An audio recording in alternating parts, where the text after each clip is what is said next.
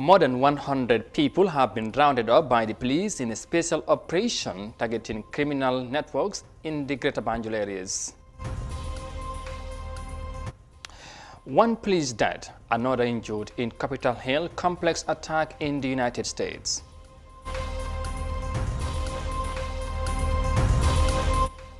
And Egyptian researchers are in the production of a homemade COVID vaccines to contain the spread of the virus. Well, this and more coming your way on This Week.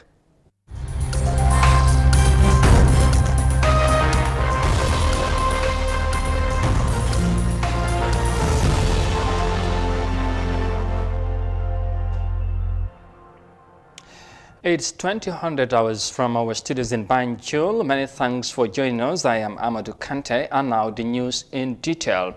Now, at least 117 people, including 3 women, were arrested at various criminal hideouts as the police force activated Operation Zero Crime across the Greater Banjul and West Coast areas. The police on Friday announced deployment of a joint security high-visibility patrols targeting criminal hubs within the said areas. The suspects were arrested in connection to several offenses ranging from going armed in public possession of suspected drugs. More details of that in this report by Bintu Jallo.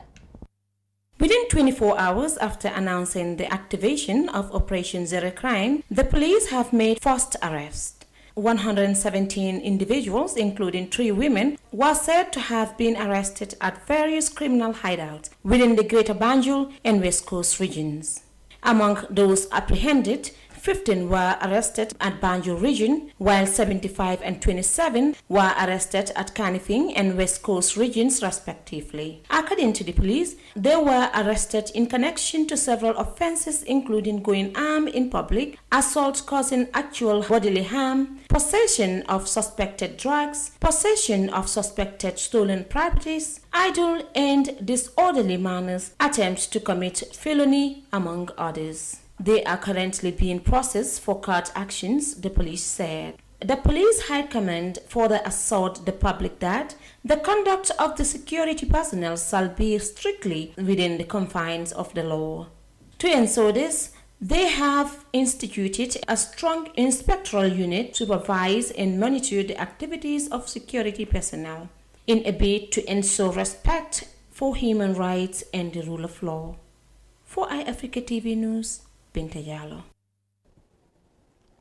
More than 100 people have been arrested there by the Gambia police force. And from the report by Bintu Jallo, next to the United States, where an attack at the U.S. Capitol complex in Washington, D.C. has left 1 police officer dead and another in hospital with critical injuries. A man crashed his car into a security barrier before he lunged towards the officers with a knife, according to police.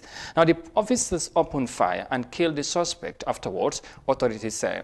The attack did not appear to be terrorism-related. Here's more details of that. The police officer killed in the attack on the U.S. Capitol has been named as William Billy Evans. He's been a member of the Capitol Police for 18 years and was part of the department's first responders unit.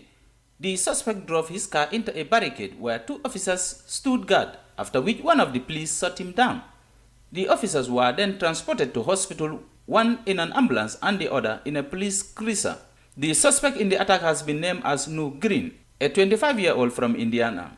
The police said that no prior information about him had been found on their database. Green is believed to have written on his now deleted Facebook page that he had recently left his job due to affiliations and is now searching for a spiritual journey. Robert Conti, the acting chief of Washington, D.C.'s Metropolitan Police Department, says they will investigate the matter to know the rationale behind the attack. Security presence has increased around the Capitol Hill building, where the U.S. Congress sits. Most politicians were not at the Capitol complex at the time the attack happened. This is the second attack on Capitol Hill in less than 3 months since the 6th January riot. U.S. President Joe Biden says he is heavy-hearted to learn of the violent attack and has offered his condolences to Officer Evans' family. He has also ordered flags at the White House to be lowered to half-mast. For iAfrica TV, Omar Ahmad Toure reporting. A U.S. police officer there killed at Capitol Hill and another injured who is currently at hospital. And now we come back home because the Ministry of Health has created new protocols regarding coronavirus quarantine procedures and testing guidelines for travelers coming to the country. The ministry, in collaboration with the World Health Organization, will now conduct rapid diagnostic tests for passengers arriving at the Banjul International Airport with immediate effects. All travelers arriving at the airport will be tested to confirm their COVID-19 status before allowing them entry into the country. Desise tells us more of that in this report. The COVID-19 pandemic continues to pose challenges across the world, especially poorer countries like the Gambia with fragile health system. In its latest press release on Friday, the Ministry of Health has announced changes to the COVID-19 protocols, saying all passengers arriving at the airport will go through diagnostic COVID-19 tests. Travelers coming from hotspot countries, as identified by the Ministry of Health, will now undergo a rapid COVID-19 test upon arrival at the airport, in addition to having a valid COVID-19 PCR test result of 72 hours. Those travelers whose rapid test results turn negative will be allowed to go home with the advice to report to the sample collection site in case of any signs of COVID-19. According to the statement, travelers from hotspot countries including Italy, Belgium and France must provide a valid negative COVID-19 test within 72 hours. All other travelers from non-hotspot countries shall provide a valid negative PCR test within 72 hours. Such passengers will be allowed to go home and advised to observe a 14-day self-monitored quarantine with a condition to report for testing when experiencing COVID-19 symptoms. It could be recalled that since the reopening of airports and subsequent introduction of new COVID-19 protocols, such as mandatory provision of negative COVID-19 tests by travelers, the cost of the test has exponentially increased. A recently investigative documentary published by Mulligan appeared to show health officials providing fake COVID-19 test results for travelers with a cost of over $2,000. Some of the culprits are reported to have been arrested by the police.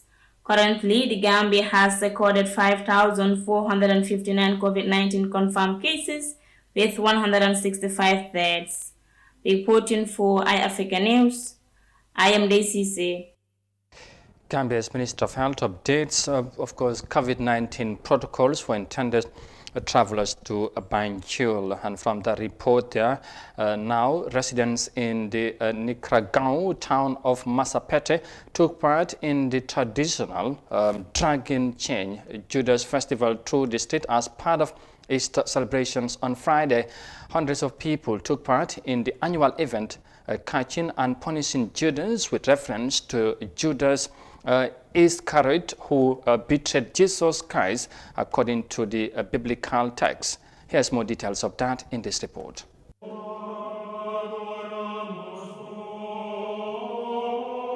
Christians all over the world celebrate Easter to commemorate the resurrection of Jesus Christ. Easter Sunday is right after Good Friday, and the Saturday before Easter is also considered holy, who termed it as a Holy Saturday. The tradition, which is unique to the town, is believed to be more than 100 years old.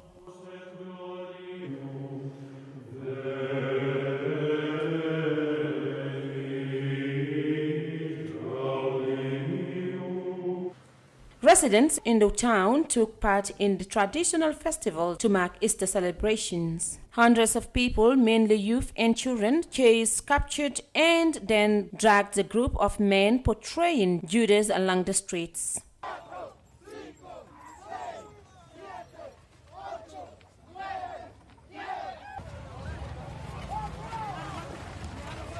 They could be seen wearing miniskirt, tight, colorful dresses and masks. At least 800 executioners, all wearing colorful paper hats, used chains to carry out the punishment, while the Judases wore heavy clothing to avoid serious injuries while being thrown to the ground and dragged with chains attached to their waist. For iAfrica News, Pinte Jallo.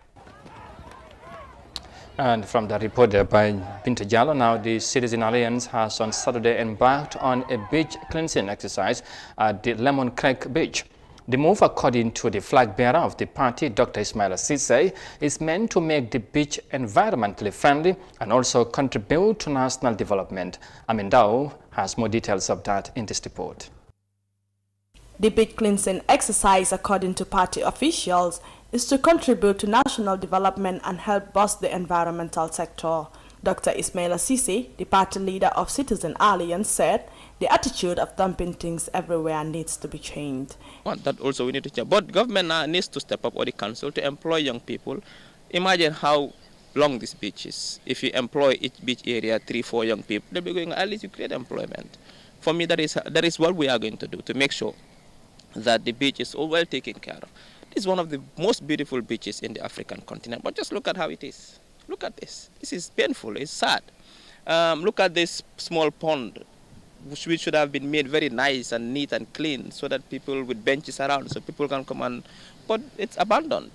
The whole beach's erosion has destroyed this beach. It's dirty. It's not working, to be honest. So we need to really be serious about the environment. Dr. Ceesay added that the cleansing exercise will not only be limited to beaches, but also in communities where it is much needed. What the youth wing has done is to come up with an activity plan for every quarter. So I've seen, when I went through it, I saw that there are lots of cleaning exercises. And I know they will not only do it on the beach, but also in communities as well, where it is needed. But you know, these things are not easy. You need logistics, you need trucks, you need the support. So, for example, we are looking for big trucks to help us, but we couldn't, so we had to do with these small tricycles. So yeah, but we'll engage in more cleaning exercises, especially in urban Gambia and in communities. Ahmad Diba, the national youth president of the party, revealed that this exercise is the beginning of implementing the strategic plan they have for the country. Well, it's the beginning of the implementation of the strategic plan we have for the country, particularly the environment aspect. We're very much concerned about the environment. We're very much concerned about the health sector. We're very much concerned about the education sector. That is the very reason why we embark on a blood donation at Serekunda Hospital in Kanifing. And a week later, today, we decided to embark on a beach cleansing exercise to make sure our environment and our health sector, which are critical sectors of our country, at least efforts are put in to make sure that they fit the purpose of serving the needs of the people despite all inadequacies. According to Mr. Diba, they have engaged state institutions and partners that could help in the successful execution of this exercise, but received no positive response. The Gambia reportedly have good environmental laws, but the laws are not being implemented by the relevant authorities. Reporting for iAfrica News, I am Amin Dao. CA, or Citizens Alliance, if you like, conducted a beach cleansing exercise in one of the local beaches in the country. Well, there's more news coming ahead, but for now we'll take a break and come back shortly with the remaining of the story. Stay with us, we'll be right back. The pride we take in our brand, the work we put in to constantly change the landscape and elevate real estate in the Gambia, it's compared to none. From inception, our goal was to add value to the beautiful Gambian landscape. That's why we are proud innovators of community estates. Kololi Sands is an exceptional piece of work, tailored for ultimate convenience and luxury, to bring you an element of finesse that is rare but unique in its own. This is also our pride and joy, and we welcome you to the exquisite beauty right here in Kololi and right here on the waterfront. Kololi Sands, feel the ocean breeze at your doorstep.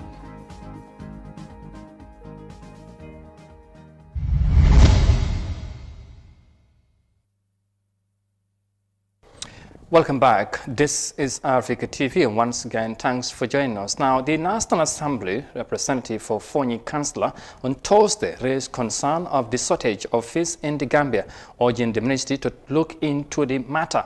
Musa Amul Nyasi described how disheartening it is for the country to allow what he called exploitation of her natural resources. Fatmata Kasim has more details of that. Despite the nutritive nature of the River Gambia shares 49.7 miles coastline on the Atlantic Ocean, fish is drying rapidly from her waters, affecting nearly 200,000 people. Market in the Gambia experienced a prolonged shortage of fish supply for domestic consumption, according to the testimonies of vendors. The representative of Fonyi Councillor in the lawmaking house forwarded these concerns of the population behind him on the seat. Speaker, it's really disheartening to see Allah-given resources to the Gambia being exploited in the form of agreement. Honorable Speaker, Gambians are really suffering to get fish or to have access to fish. Best quality fish is taken out of the source of the Gambia, all in the name of agreement. He urges the Ministry of Fisheries to consider a review in the agreement with counterparts to make sure that access to fish is not confined to the ones with stronger financial muscles. I think it's high time that the committee responsible engage the ministry for us to review these agreements and see how we can put a stop to what is happening and ensure that the average Gambian in the most remote community have access and also have access and the fish is also affordable. Unless and until that is done, Honorable Speaker, the allocated resources will be a nightmare to us Gambians. In fact, the noticeable shortage in fish supply is beginning to activate alternative measures in the local enterprises such as the poultry sector to prevent a local malnutrition in the country. The growing appetite for chicken as a substitute to meat or fish, which are all hard to come by nowadays, is one of the reasons for the revival of Jomorai Poultry Farm in Kunkujang with a membership of more than 75 women. The West African nation has planned to increase its total fish production to 75% metric tons from the current estimate of little over 53,000, but pressure is mounting from a global network of illegal and unsustainable fishing activities. Fishing deals with European Union, China, and other partners in the sub-region have always been in the spotlight in the scramble for the River Gambia. For iAfrica News, I am Fatoumata Kassim. National Assembly member for Fonyi Councillor raises concern of the scarcity of fish in the Gambia. Now, due to the growing demand of coronavirus vaccine around the world, Egyptian medical experts have opted for the production home-made vaccine to prevent further spread of COVID-19. More than 10,000 volunteers are expected to take part in the clinical exercise after the initial testing on animals when successful.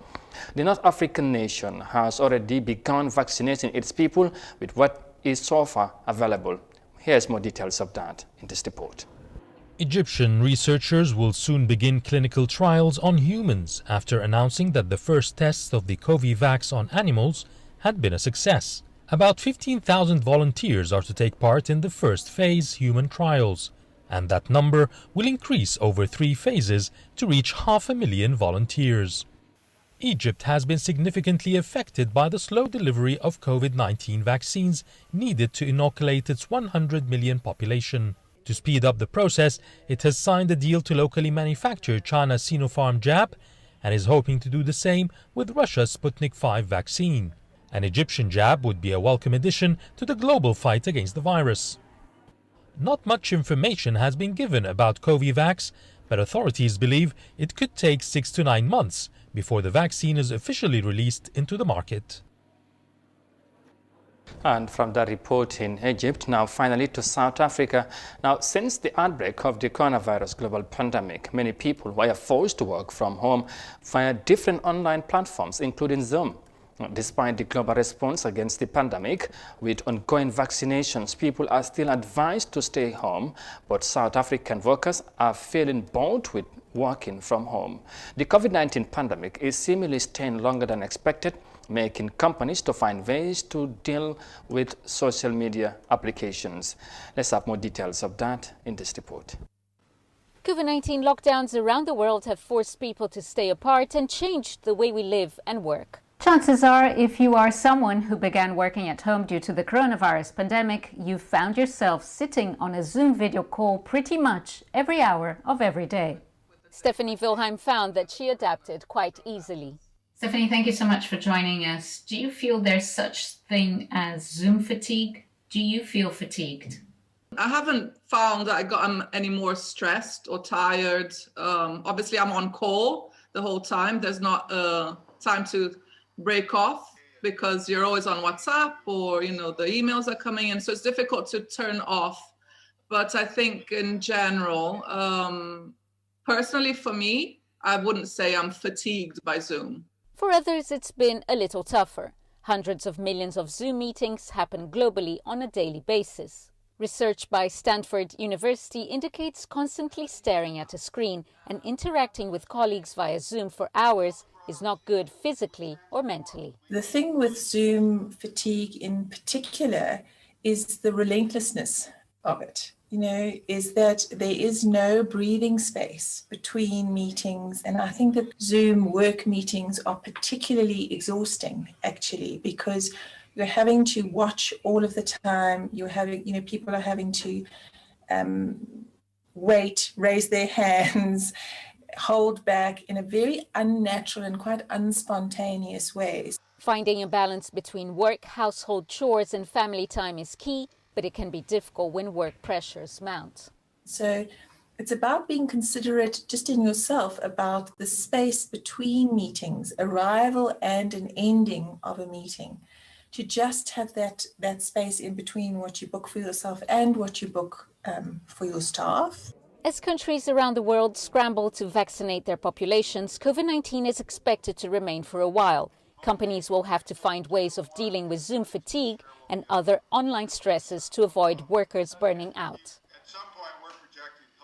Well, thousands, if not millions of people around the world were forced to work from home due to the COVID-19 pandemic, and now some South African workers, they are feeling bored working from home.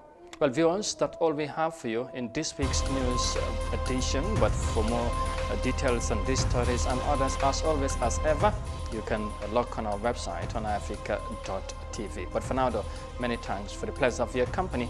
Thanks for watching. Stay safe and bye for now.